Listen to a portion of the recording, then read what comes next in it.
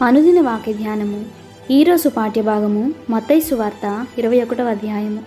తరువాత యెరూషలేమునకు సమీపించి ఒలివ చెట్ల కొండ దగ్గర ఉన్న బేత్పగేకు వచ్చినప్పుడు యేసు తన శిష్యులలో ఇద్దరిని చూచి, మీ ఎదుటనున్న గ్రామమునకు వెళ్ళుడి. వెళ్ళగానే కట్టబడి ఉన్న ఒక గాడిదయు దానితో కూడానున్న ఒక గాడిద పిల్లయు మీకు కనబడును. వాటిని విప్పి నా యొద్దకు తోలుకొని రండి. ఎవడైనను మీతో ఏమైనను అన్ని ఎడల అవి ప్రభువునకు కావలసి ఉన్నవని చెప్పవలను. వెంటనే అతడు వాటిని తోలిపెట్టునని చెప్పి వారిని పంపెను. ప్రవక్త వలన చెప్పబడినది నెరవేరినట్లు ఇది జరిగెను. అదేమనగా, ఇదిగో నీ రాజు సాత్వికుడై గాడిదను, భారవాహక పశువు పిల్ల అయిన చిన్న గాడిదను ఎక్కి నీ యొద్దకు వచ్చుచున్నాడని సీయోను కుమార్తెతో చెప్పుడి అనున్నది. శిష్యులు వెళ్ళి యేసు తమకు ఆజ్ఞాపించిన ప్రకారము చేసి ఆ గాడిదను దాని పిల్లను తోలుకొని వచ్చి వాటి మీద తమ బట్టలు వేయగా ఆయన బట్టల మీద కూర్చుండెను. జనసమూహములోను అనేకులు తమ బట్టలు దారి పొడుగున పరిచిరి. కొందరు చెట్ల కొమ్మలు నరికి దారి పొడుగున పరిచిరి. జనసమూహములలో ఆయనకు ముందు వెళ్ళుచుండిన వారు వెనుక వచ్చుచుండిన వారును, దావీదు కుమారునికి జయము, ప్రభువు పేరిట వచ్చువాడు స్తుతింపబడిన గాక, సర్వోన్నతమైన స్థలములలో జయము అని కేకలు వేయుచుండిరి. ఆయన యెరూషలేములోనికి వచ్చినప్పుడు పట్టణమంతయు ఈయన ఎవరో అని కలవరపడెను. జనసమూహము ఈయన గలిలయలోని నజరేతువాడగు ప్రవక్త అయిన యేసు అని చెప్పిరి. యేసు దేవాలయంలో ప్రవేశించి క్రయ విక్రయములు చేయు వారందరినీ వెళ్ళగొట్టి రూకలు మార్చు వారి బల్లలను, గువ్వలమ్ము వారి పీఠములను పడద్రోసి నా మందిరము ప్రార్థనా మందిరం అనబడును అని వ్రాయబడి ఉన్నది. అయితే మీరు దానిని దొంగల గుహగా చేసేడి వారెనను. గ్రుడ్డివారును కుంటివారును దేవాలయంలో ఆయన యొద్దకు రాగా ఆయన వారిని స్వస్థపరచెను.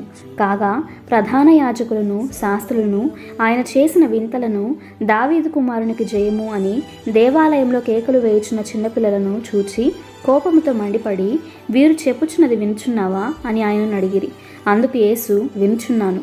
బాలుర యొక్కయు చంటి పిల్లల యొక్కయు నోట స్తోత్రము సిద్ధింపచేస్తివి అను మాట మీరెన్నడూ చదవలేదా అని వారితో చెప్పి వారిని విడిచి పట్టణము నుండి బయలుదేరి బేతనీకు వెళ్ళి అక్కడ బస చేసెను. ఉదయమందు పట్టణములకు మరలా వెళ్ళుచుండగా ఆయన ఆకలిగొనెను. అప్పుడు త్రోవ పక్కన ఉన్న ఒక అంజూరపు చెట్టును చూచి దాని యొద్దకు రాగా దాని యందు ఆకులు తప్ప మరేమీ కనబడలేదు. గనుక దానిని చూచి, ఇక మీదట ఎన్నటికి నీవు కాపు కాయకుందువు గాక అని చెప్పెను. తత్క్షణమే ఆ అంజూరపు చెట్టు ఎండిపోయెను. శిష్యులు అది చూచి ఆశ్చర్యపడి అంజూరపు చెట్టు ఎంత త్వరగా ఎండిపోయిందని చెప్పుకుంది. అందుకు యేసు, మీరు విశ్వాసము కలిగి సందేహపడకుండిన ఎడల ఈ అంజూరపు చెట్టునకు జరిగిన దానిని చేయుట మాత్రమే కాదు, ఈ కొండను చూచి నీవు ఎత్తబడి సముద్రంలో పడవేయబడదువుగాక అని చెప్పిన ఎడల అలాగు జరుగునని మీతో నిశ్చయముగా చెప్పుచున్నాను. మరియు మీరు ప్రార్థన చేయనప్పుడు వేటిని అడుగుదురో అవి దొరికినవని నమ్మిన ఎడల మీరు వాటినన్నిటినీ పొందుదురని వారితో చెప్పెను. ఆయన దేవాలయంలోనికి వచ్చి బోధించుచుండగా ప్రధాన యాజకులను ప్రజల పెద్దలను ఆయన యొద్దకు వచ్చి, ఏ అధికారము వలన నీవు ఈ కార్యములు చేయుచున్నావు? ఈ అధికారం ఎవడు నీకు ఇచ్చినని అడుగగా యేసు, నేనును మిమ్మల్ని ఒక మాట అడుగుదును, అది మీరు నాతో చెప్పిన ఎడల నేనును ఏ అధికారం వలన ఈ కార్యములు చేయుచున్నానో అది మీతో చెప్పుదును. యోహాను ఇచ్చిన బాప్తిస్మము ఎక్కడి నుండి కలిగినది?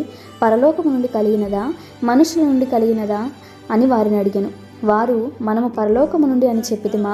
ఆయన అలాగైతే మీరెందుకు అతన్ని నమ్మలేదని మనల్ని అడుగును. మనుషుల వలనని చెప్పితిమా? జనులకు భయపడుచున్నాము. అందరూ యోహానును ప్రవక్త అని ఎంచుచున్నారని తమలో తాము ఆలోచించుకొని మాకు తెలియదని యేసునకు ఉత్తరం ఇచ్చిరి. అందుకు ఆయన, ఏ అధికారము వలన ఈ కార్యములు నేను చేయుచున్నానో అదియు మీతో చెప్పను. మీకేమి తోచుచున్నది? ఒక మనుష్యునికి 2 కుమారులుండిరి. అతడు మొదటి వాని వద్దకు వచ్చి, కుమారుడా, నేడు పోయి ద్రాక్ష తోటలో పనిచేయమని చెప్పగా వాడు పోను అని ఉత్తరమిచ్చెను. గాని పిమ్మట మనసు మార్చుకొని పోయెను. అతడు రెండవ వాని వద్దకు వచ్చి ఆ ప్రకారమే చెప్పగా వాడు, అయ్యా పోదుననెను. గాని పోలేదు. ఈ ఇద్దరిలో ఎవడు తండ్రి ఇష్ట ప్రకారం చేసిన వాడని వారిని అడిగాను. అందుకు వారు, మొదటివాడే అనిరి. యేసు, సుంకరులను వేశ్యలను మీకంటే ముందుగా దేవుని రాజ్యంలో ప్రవేశించుదరని మీతో నిశ్చయముగా చెప్పుచున్నాను. యోహాను నీతి మార్గమున మీ వద్దకు వచ్చెను, మీరు అతనిని నమ్మలేదు. అయితే సుంకరులను వేశ్యలను అతని నమ్మిరి. మీరు అది చూచి అతని నమ్మునట్లు పశ్చాత్తాప పడకపోతిరి. మరి ఒక ఉపమానం వినుడి. ఇంటి యజమానుడొకడుండెను. అతడు ద్రాక్ష తోట నాటించి దాని చుట్టూ కంచె వేయించి అందులో ద్రాక్షల తొట్టి తొలిపించి గోపురము కట్టించి కాపులకు దాని గుత్తగిచ్చి దేశాంతరము పోయెను.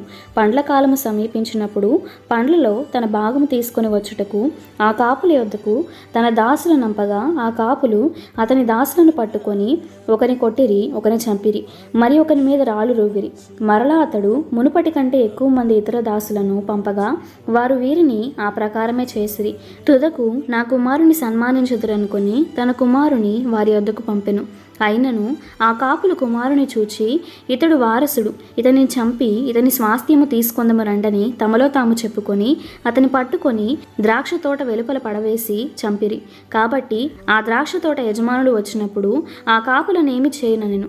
అందుకు వారు ఆ దుర్మార్గులను కఠినముగా సంహరించి వాటి వాటి కాలముల యందు తనకు పండ్లను చెల్లించినట్టి ఇతర కాపులకు ఆ ద్రాక్ష తోట గుత్తకిచ్చునని ఆయనతో చెప్పిరి. మరియు యేసు వారిని చూచి ఇల్లు కట్టు వారు నిషేధించిన రాయి మూలకు తలరాయి ఆయను, ఇది ప్రభువు వలననే కలిగెను, ఇది మన కన్నులకు ఆశ్చర్యము అనుమాట మీరు లేఖనములలో ఎన్నడూను చదవలేదా? కాబట్టి దేవుని రాజ్యము మీ వద్ద నుండి తొలగింపబడి దాని ఫలమిచ్చు జనులకు ఇయ్యబడునని మీతో చెప్పుచున్నాను. మరియు ఈ రాతి మీద పడువారు తునకలైపోవును గాని అది ఎవని మీద పడునో వానిని నలిచేయుననెను. ప్రధాన యాజకులను పరిసయ్యులను ఆయన చెప్పిన ఉపమానములను విని తమను గూర్చే చెప్పినని గ్రహించి ఆయనను పట్టుకున్న సమయం చూచుచుండిరి గాని జనులందరూ ఆయనను ప్రవక్త అని ఎంచిరి గనుక వారికి భయపడిరి. ఇంతటితో ఈ దిన పాఠ్యభాగము సమాప్తము.